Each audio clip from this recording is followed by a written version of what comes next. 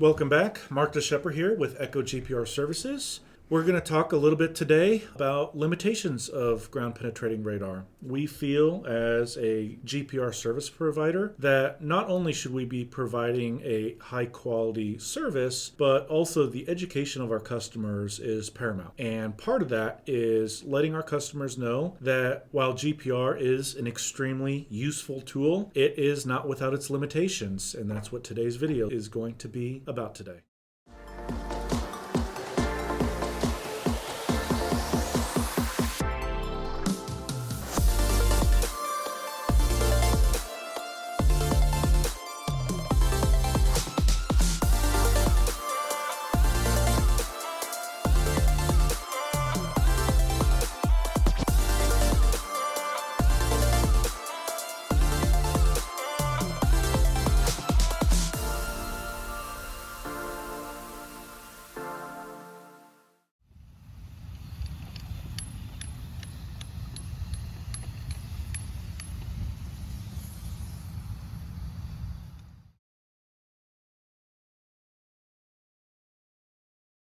For a lot of new construction type projects on concrete, what we run into frequently is the age of the concrete. While GPR doesn't have a steadfast rule as far as what timeline we can get onto a job site, we cannot scan through green concrete. So for those of you that have recently poured concrete and are looking to get a GPR scan done within a week after the pour, I'm here to tell you, I'm sorry, we're probably not going to be able to do that for you. Generally, what we like to tell people is there is a window of about 30 to 45 days until we can scan your concrete. Some concretes cure a little quicker than others, depending on the type of admixtures that they mix in. Other concretes take a lot longer to cure. That can be based on a variety of conditions. One of the most common ones is thickness of concrete. The thinner concretes will obviously cure in a shorter time window than thicker concretes. If we cannot scan through that concrete because of the age of the concrete, we will let you know, and we will work with you guys to reschedule and come back out in a week to reattempt the scan to allow that concrete a little bit more cure time.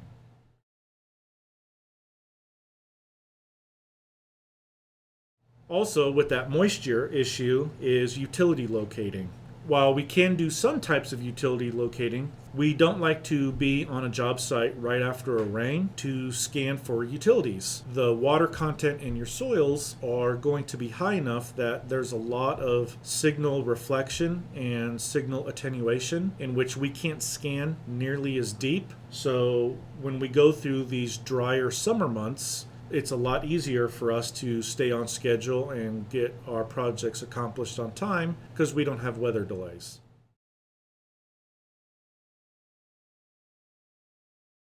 One of the other limitations that are commonly asked on job sites is we can't always identify the type of targets that we always scan over. Metal reflects the same, whether it's a metal conduit, if it's a post-tension cable, or if it's reinforcing bar.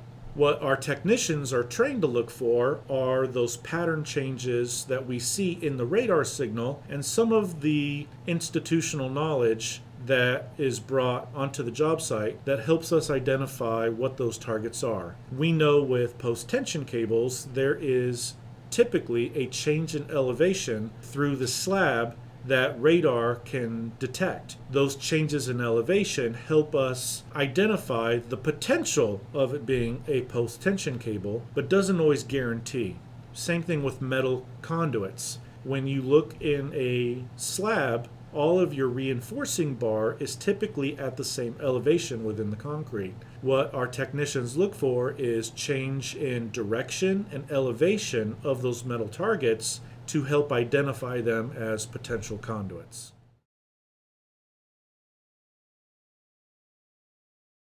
One of the other limitations scanning in concrete with ground penetrating radar is we can't always identify targets that are directly underneath other targets. In some circumstances, we have seen where an electrician may tie a piece of conduit directly underneath a piece of rebar. Unfortunately, with the way radar works, the conduit that is underneath the rebar is masked or shadowed by the rebar. So because we only have to scan from one side of the concrete, unfortunately we have issues with targets laying underneath other targets that are hidden. This is also true in utility locating. If you have utilities that are stacked one on top of each other, while we can sometimes see the target on top, we will not, unfortunately, be able to see the target underneath it.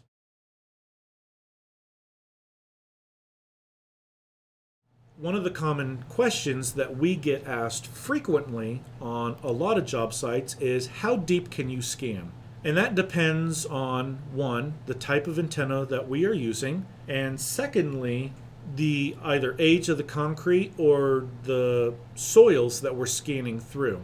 Most of our antennas have a set established maximum depth in the most ideal situations. Not all the time does the job environment allow for those maximum depth penetrations. In concrete, maximum depth penetration is based on age of concrete, the moisture levels or the conductivity of the concrete. One of the other things that affects the penetration of the radar signal into concrete is the quantity of other metal targets. If you have a residential type slab and they have placed rebar 2 foot on center, the depth limitation of the radar is not as greatly affected as if we were on a job site where rebar was placed every 6 inch on center.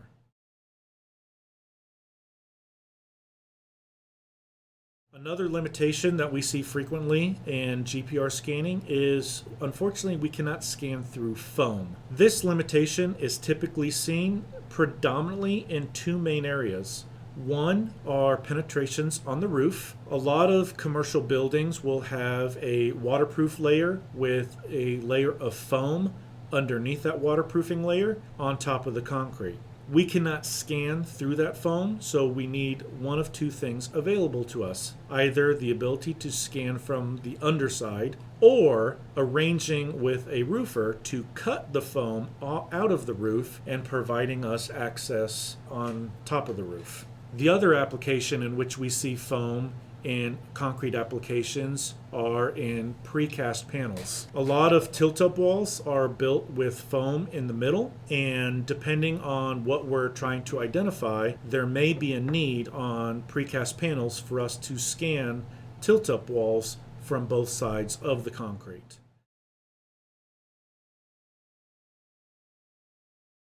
Another limitation that we see in scanning concrete is the presence of voids. Frequently, we see this in areas where we are being asked to scan in CMU block wall. What radar is really useful for determining is the presence of filled versus unfilled cells in CMU block wall. But unfortunately, if the cell is open, we are not able to see conduits inside of open cells. This also makes it an issue where we're trying to locate conduits underneath a slab-on-grade application. If there is a void underneath the concrete, we may not be able to see all of the conduits underneath the concrete if a void or a separation from the bottom of the concrete to the subbase exists.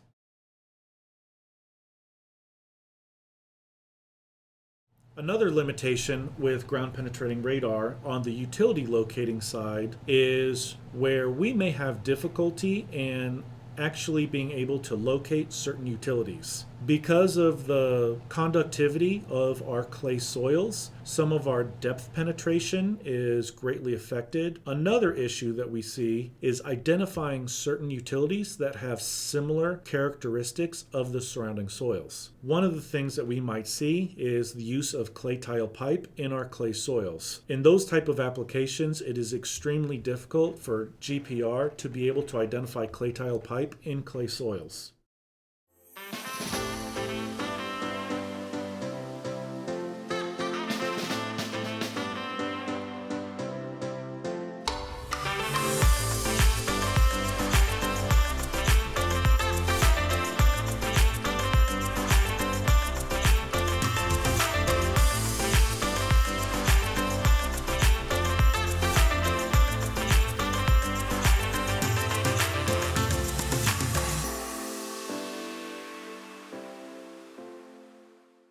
Thank you again for watching this video. As I said at the very beginning, I think it is very important that while ground penetrating radar is an extremely useful tool, we also want to make sure that our customers are well educated on the limitations of ground penetrating radar. While it does sound like a lot of limitations do exist, note that those limitations are a result of the physics and how GPR works. Thank you again for watching this video. Please make sure to click that like and subscribe button and comment below if you would like to see any other videos. Also, please make sure to visit our website at echogprservices.com.